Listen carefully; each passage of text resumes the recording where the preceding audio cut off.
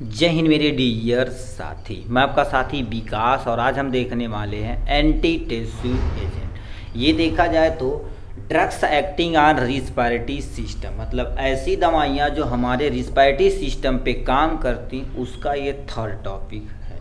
मतलब हमारे respiratory system में कहीं कभी प्रॉब्लम हो जाती है, चाहे मान लेते हैं आपको खांसी आ रही है, चाहे कफ आ रही है, ठीक है, चाहे म्यूकस आ रहा है, उन सबको ट्रीट करने के लिए हम जिस दवा का उपयोग करते हो उसी को एंटी टेस्यू बोला जाता है। अब टेस्यू मतलब समझिए क्या होता है। किसी को देखें कफ वाली खांसी आती, किसी को तुम्हारे पास क्या होगी नॉन कफ वाली यानी ड्राई सूखी, यानी कहते हैं सूखी खांसी आ रही है, ठीक, तो उसको टेस्यू बोला जाता है। एंटी मतलब उसको ट्रीट करने के लिए जिस दवा का उपयोग करते हैं उसी को एंटी टेस्यू बोला जाता है। बस काम खत्म।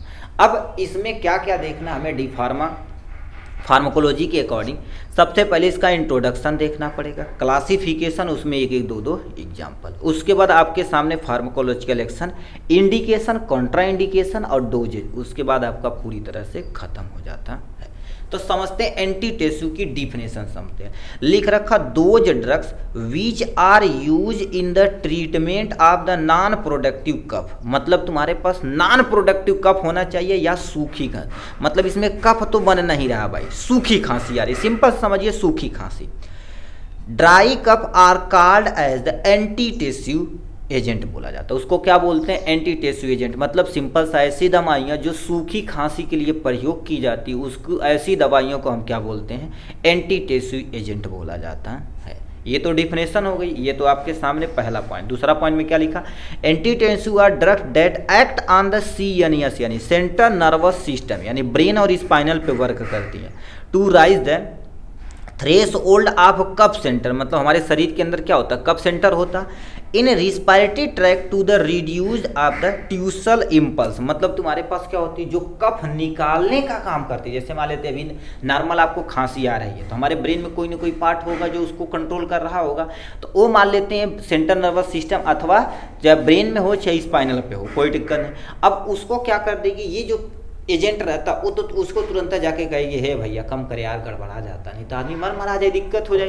तो ये दवाइयाँ तुरंत जाकर रिस्पायरेटरी ट्रैक्ट पे एक्ट करते हैं और उसको रिड्यूस यानी कम कर देती हैं, उसी को एंटी टेस्यू एजेंट बोला जाता है। ठीक, ये तो इंट्रोडक्शन था। अब यहाँ पर हम आते हैं क्लासिफिकेशन के। इसे दो में क्लासिफिकेशन किया गया, इसके अंतर्गत फर्दर क्लासिफिकेशन किया गया है, बट आपको एग्जैक्ट नहीं याद रहेगा तो सिंपल से क्या करेंगे, ड्रग्स एक्टिंग ऑन एंटी टेस्यू, ठीक है, यानी सेंट्रल एक्टिंग ऑन, ठीक है, मतलब ऐसी दवाएं जो सेंट्रल नर्वस सिस्टम पे वर्क करती हैं, और पेरीफेरी एक्टिंग एंटी टेस्यू होता है। इसको फर्दर डिवीजन किया गया, याद रहेगा तो अच्छी बात, नहीं तो क्या कर दी गई, ये हेडिंग डाल के दो चार एग्जाम्पल, ये हेडिंग डाल के दो चार एग्जाम्पल देख काम खत्म कर देना है।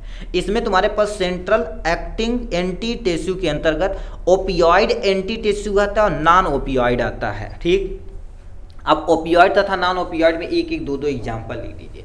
अब देखिए ओपियॉइड के अंदर सुने होंगे कोडीन के बारे में, अभी देखेंगे बहुत सारा सिरप आता है, कहते हैं कोडीन सिरप, उसमें अभी तो बहुत सारे हमारे बच्चे भाई, ठीक है, मर गए जो खराब कोडीन के कारण से। कोई की कोडीन अपनी यहाँ बैन है, बट फार्मास्यूटिकल कंपनी अपने लाभ के लिए क्या कर देती है भाई, लोगों की ज़िंदगी से खेल रही है। ठीक है, तो ओपियॉइड एंटी टेस्यू तुम्हारे पास सबसे पहले आ जाता है कोडीन आता है, नेक्स्ट में आपके तुम्हारे पास क्या हो जाता है फलकोडेन आता है। ठीक है, ये आपके सामने फलकोडीन आता है, एक एग्जाम्पल यहाँ पर हमने लिख दिया। नेक्स्ट में एग्जाम्पल में तुम सुने होंगे मॉर्फिन का नाम सुने होंगे, क्या हो जाएगी मॉर्फिन्स का नाम सुने होंगे यहाँ से। ये ओपियॉइड एंटी टेस्यू के अंतर्गत आता है। नॉन ओपियॉइड में तुम्हारे पास क्या हो जाएगा, इसमें भी एक कई एग्जाम्पल आते हैं। नॉन ओपियॉइड मतलब इसमें ओपियॉइड मिलाया नहीं गया है।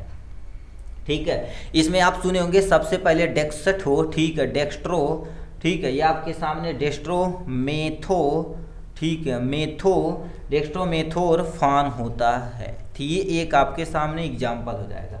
नेक्स्ट में आपके सामने क्या हो जाएगा, नेस्कैफीन हो जाएगा यहाँ से। नेक्स्ट में आपके सामने एग्जाम्पल हो जाएगा, आपके सामने क्लोफेनिडिनॉल हो जाएगा, फेनी, ठीक, फेडी ओनॉल हो जाएगा यहाँ से। ठीक है, तो ये आपके सामने 2-4 एग्जाम्पल हमने इसमें लगा दिया। अब आते हैं, लिख रखा पेरीफेरी यानी मतलब अगल बगल वाले चीज़ों पे एक्ट करेंगी। एंटीटेसिव में पहले आ जाता सूथिंग एजेंट। सूथिंग एजेंट में जैसे आप नाम सुने होंगे किसके, हनी का नाम सुने होंगे।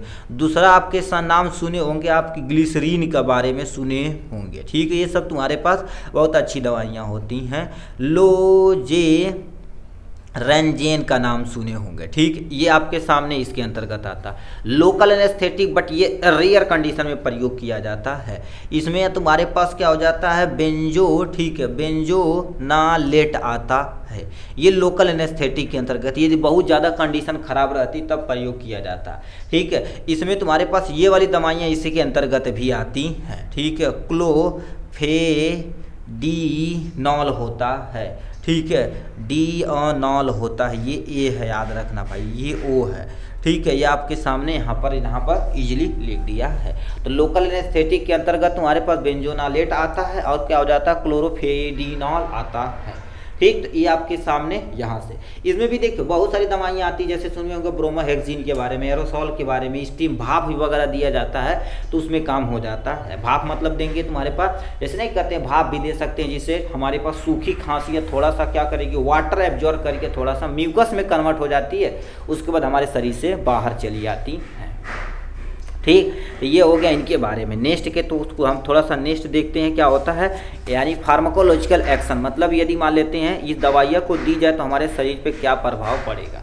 पहला आपके सामने कोडीन तथा डेक्स्ट्रोमेथोर्फोन होता है। ठीक, act on the cough centre in the medulla oblongata, reduce the cough reflex. कहने का मतलब क्या होता है, ये जो दो दवाइयाँ होती है सबसे पहले जाती है ब्रेन के ऊपर और कफ सेंटर को रिड्यूज कर देती है। और भी कौन कौन होता है, मेडुला ओब्लंगाटा, मतलब हमारे ब्रेन का एक छोटा सा पार्ट होता है जो हमारे स्पाइनल कार्ड से अटैच होता है, पीछे की तरफ होता है। Medulla oblongata reduce the cough reflex, जो कफ निकाल रहा है उसको क्या कर देगा, थोड़ा सा कम कर देगा। ठीक है, तो उसको क्या बोला जाता है आपके सामने ये। नेक्स्ट में तुम्हारे पास क्या होगा, बेंजोना, ठीक है, बेंजोनाटेट हो जाएगा। नंबर एंड तुम्हारे पास थ्रोट ए लंग्स होता है, reduce the cough by the decreasing यानी इरिटेशन, मतलब सिंपल सा क्या होता है, जो लंग्स होता है तथा थ्रोट में निकलने वाली जो तुम्हारे पास सिरप है उसको रिड्यूज कर देगा। ठीक है, कफ को जो यानी निकल रहा है उसको क्या कर देगा, रिड्यूज कर देगा। इरिटेशन पैदा नहीं होगा तो आपको खांसी नहीं आएगी। ठीक, नेक्स्ट में क्या लिख रखा, honey from the protective layer reduce the throat irritation, मतलब क्या होता है, देखिए हमारा थ्रोट होता है जो ठीक, आपको हम डायग्राम दिखाते हैं। देखिए ये आपके सामने थ्रोट होता है। ठीक है, ये सब वाले थ्रोट रीजन होता है। इसी पे हनी का जब क्या खाते हैं तो ये लेयर बन जाती है, जैसे इरिटेशन पैदा नहीं होता। जब इरिटेशन नहीं पैदा होगा तो आपको सूखी खांसी नहीं आए। ठीक, तो ये आपके सामने फार्माकोलॉजिकल एक्शन दिया गया। इंडिकेशन मतलब तुम्हारे पास कहाँ कहाँ प्रयोग किया जा सकता है। पहले आपके सामने codeine is use in the treatment of the dry cough, मतलब कोडीन का उपयोग किया जाता है, किसी को सूखी खांसी आ रही हो तो उसमें हम प्रयोग किया जा सकता है।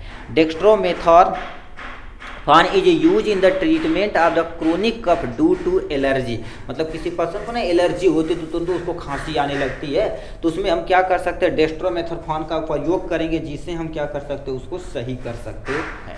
नेक्स्ट में तुम्हारे पास क्या लिख रखा है, noscapine is use a treatment of the bronchitis, मतलब ये किसी पर्सन को ब्रोंकाइटिस हुआ है तो उसको हम ट्रीट करने के लिए नेस्कापिन का प्रयोग किया जाता है। ठीक, नेक्स्ट में honey and glycerine are use in the treatment of the throat irritation and mild का, मतलब हनी तथा ग्लिसरीन यानी ग्लिसरीन होता है, ये भी चिपचिपा पदार्थ है, म्यूकस की तरह होता है, लिपिड की तरह होता है।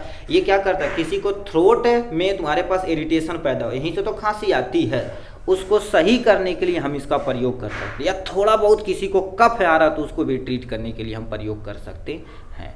नेक्स्ट में तुम्हारे पास क्या लिख रखा है, कॉन्ट्रा इंडिकेशन, रिस्पायरेटरी डिप्रेशन में हम क्या कर सकते हैं, इसका प्रयोग कर सकते हैं। नेक्स्ट में COPD में प्रयोग कर सकते हैं, क्रोनिक ऑब्स्ट्रक्टिव पल्मोनरी डिजीज में इसका प्रयोग कर हम नहीं कर सकते। अच्छा, ये नहीं, रिस्पायरेटरी डिप्रेशन मतलब तुम्हारे पास किसी मान लेते हैं रिस्पायरेशन में ऑलरेडी पहली प्रॉब्लम है, इसके अलावा तो उसमें आप कभी प्रयोग नहीं कर सकते बिना डॉक्टर के दिखाए। COPD किसी पर्सन को तब भी नहीं प्रयोग कर सकते हैं। सीवियर लीवर डिजीज किसी पर्सन को तब भी नहीं कर सकते। Next, hyper sensitive reaction of the drugs, मतलब कोई बंदा है इस दवा के प्रति हाइपर सेंसिटिव है, ठीक, ऑलरेडी एलर्जिक रिएक्शन है तो अभी देंगे तो आपको दिक्कत हो सकती है। ठीक, अब नेक्स्ट में आ जाते हैं, तुम्हारे पास क्या लिख रखा है यहाँ से डोजिंग के बारे में। अब डोजिंग पे देखा जाए तो डिपेंड करता है कंडीशन के अनुसार, बट मोस्टली देखा जाए तो कोडीन का प्रयोग हम क्या कर सकते हैं, दिन में 4 से क्या हो जाते हैं 5 बार हम क्या कर सकते हैं 5 टाइम उपयोग में ला सकते हैं।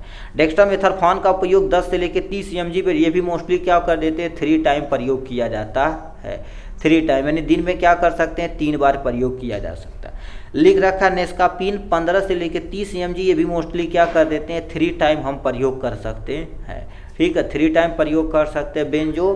बेंजोनाटेट देखा जाए तो 100 mg आता है, इसको भी हम क्या कर सकते हैं मोस्टली 3 टाइम प्रयोग कर सकते हैं।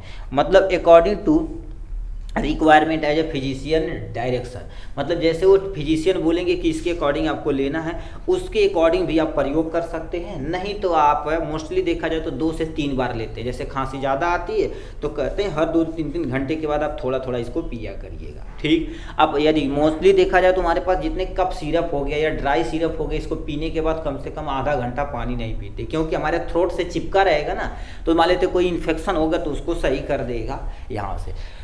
ठीक, तो इस तरह से देखा जाए तो हमने एंटीटेसिव को पूरा डिटेल में यानी कवर अप किया हुआ है। चलिए आज के लिए बस इतना ही, फिर मिलेंगे नेक्स्ट वीडियो में नेक्स्ट टॉपिक के साथ। तब तक के लिए bye bye and take care.